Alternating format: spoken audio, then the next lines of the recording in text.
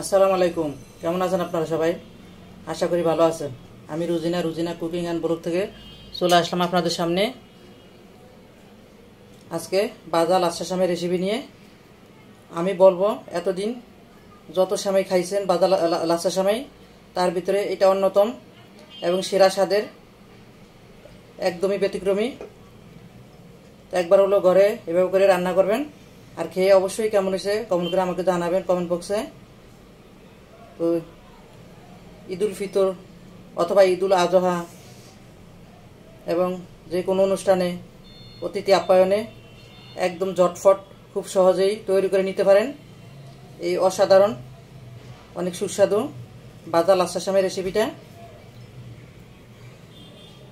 এই লাচ্ছা সেমাই যাকে একবার তৈরি করে খাওয়াবেন সে বারবার আপনার কাছে রেসিপি জানতে চাইবে আর আপনার ফ্যান হয়ে যাবে।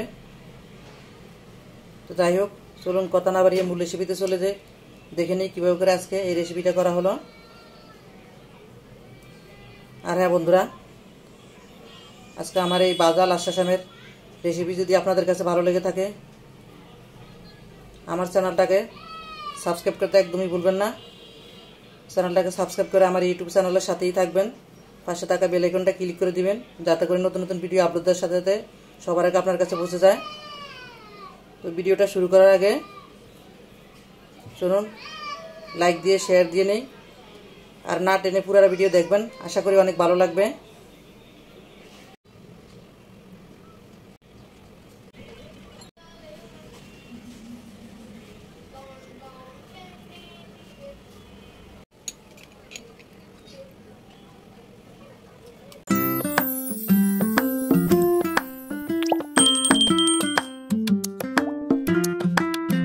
ভাজা লাচ্ছা সেমাইটা তৈরি করার জন্য এখানে আমি চুলে একটা প্যান দিয়ে দিছি। প্যানে এখন দিয়ে দিব ঘি। এখানে আমি 1 টেবিল চামচ ঘি দিয়ে দিব। ঘি গরম হয়ে গেল, এখানে আমি এই যে 2 টেবিল চামচের মতো কাঠবাদাম আর পেস্তা বাদাম এই যে কেটে নিছি। এখন আমি এগুলো একটু হালকা করে ভেজে নিব। আমি আশা করব আমার আজকের এই লাচ্ছা সেমাই ভাজার রেসিপিটা আপনাদের কাছে অনেক ভালো লাগবে। ভালো লাগলে ভিডিওতে লাইক দিয়ে দিবেন, শেয়ার দিয়ে দিবেন। বাদামগুলা ভেজে নেওয়া হয়ে গেল, এখন বাদামগুলা তুলে ফেলবো। বাদামগুলা তুলে ফেললাম। এখানে আমি পুরো 1 প্যাকেট লাচ্ছা সেমাই নিছি। 1 প্যাকেট লাচ্ছা সেমাইতে 200 গ্রাম থাকে, তা আমি 200 গ্রাম পুরোটাই নিয়ে নিলাম। এখানে দিয়ে দিলাম। এখানে লাচ্ছা সেমাইগুলো যখন কালার চেঞ্জ হয়ে ব্রাউন কালার হয়ে যাবে তখন আমি চুলা থেকে নামিয়ে নিব। প্রায় 8 থেকে 10 মিনিটের মতো সেমাইগুলো এভাবে করে হালকা আছে ভেজে নিতে হবে, মানে মিডিয়াম টু লো হিটে রেখে। চুলার আঁচ একদম বাড়ানো যাবে না, তাহলে সেমাইগুলো পুড়ে যাবে। সেমাইগুলোকে অনবরত নাড়াচাড়া করতে হবে, নিচে দিয়ে পুড়ে যাবে সেমাইগুলা। পুড়ে গেলে খেতে একদমই ভালো লাগবে না। দিয়ে দিব আমি সেমাইতে এখানে 1.5 টেবিল চামচ চিনি দিব। মিষ্টিটা আপনাদের পছন্দ মতো দিবেন, যে বেশি খান বেশি দিবেন, যে কম খান কম দিবেন।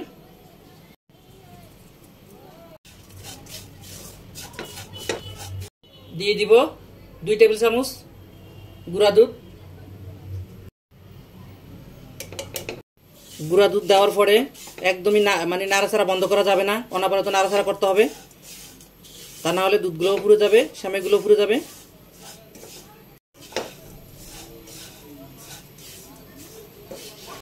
দেখুন সেমাইগুলো কিন্তু ভাজা হয়ে গেল, কালারটা চেঞ্জ হয়ে একদম ব্রাউন কালার হয়ে গেছে। প্রায় আমি 10 মিনিটের মতো ভেজে নিছি। এখন আমি নামিয়ে ফেলবো। নামিয়ে আমি একটা মিক্সিং বলে নিয়ে নিব, মানে আমি যেই বাটিতে এটাকে সার্ভ করব সেখানেই নিয়ে নিব। এই তো সেমাইগুলো আমি এই বাটিতে নিয়ে নিলাম।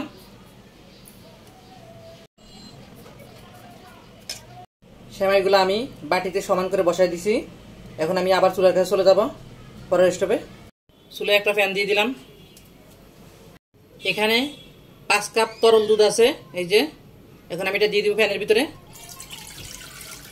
200 গ্রাম সেমাইয়ের জন্য 5 কাপ দুধই আনাফ, মানে এখানে 1 লিটার আরো 250 গ্রাম দুধ আছে।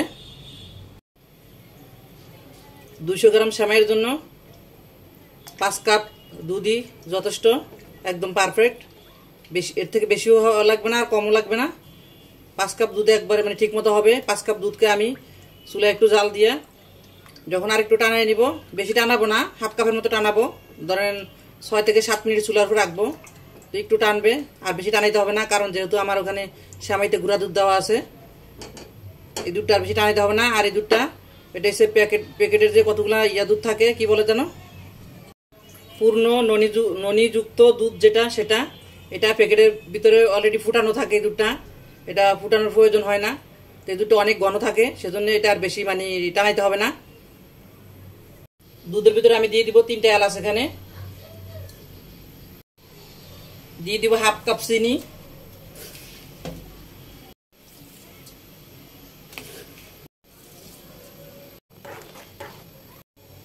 মিষ্টিটা যার যার স্বাদ অনুযায়ী দিবেন, যারা বেশি খান বেশি দিবেন, কম খাইলে কম দিবেন।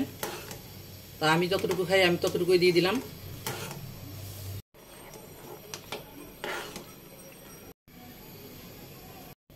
দুধগুলো আমি মোটামুটি 7-8 মিনিটের মতো জাল দিয়ে নিছি।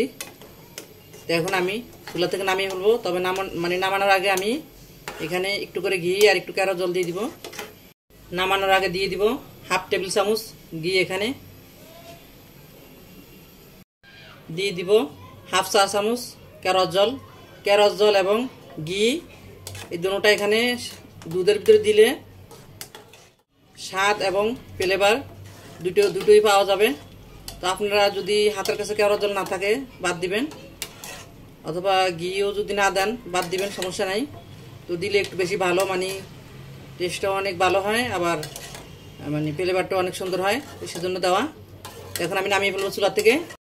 চুলার জালটা অলরেডি আমি বন্ধ করে দিছি। এখন আমি এই যে এলাচিগুলো আমি তুলে ফেলবো এখান থেকে। সেমাইগুলা বাটিতে ঢেলে আমি ঢাকনা দিয়ে রাখছি, যাতে করে একটু হালকা গরম থাকে সেমাইগুলা, সেজন্য এখন আমি ঢাকনাটা তুলে নিব। দুধগুলাকে চুলা থেকে নামিয়ে আমি 5-7 মিনিট নাড়াচাড়া করে একটু গরম ভাবটা সরাই নিছি। চুলা থেকে নামে যদি তাড়াতাড়ি সেমাইয়ের ভিতরে দিতে যান, তাহলে সেমাইগুলো একদম মানে একবার গলে যাবে, নরম হয়ে যাবে, খেতে ভালো লাগবে না। চেষ্টা করবেন চুলা থেকে নামে ভাবটা সরাই নেওয়ার জন্য। আমি আশা করি আজকে আমার এই ভাজা লাচ্ছা সেমাই এবং অসাধারণ স্বাদের এই ভাজা লাচ্ছা সেমাই রেসিপিটা আপনাদের কাছে অনেক ভালো লেগেছে। ভালো লাগলে ভিডিওতে লাইক দিয়ে দিবেন, শেয়ার দিয়ে দিবেন।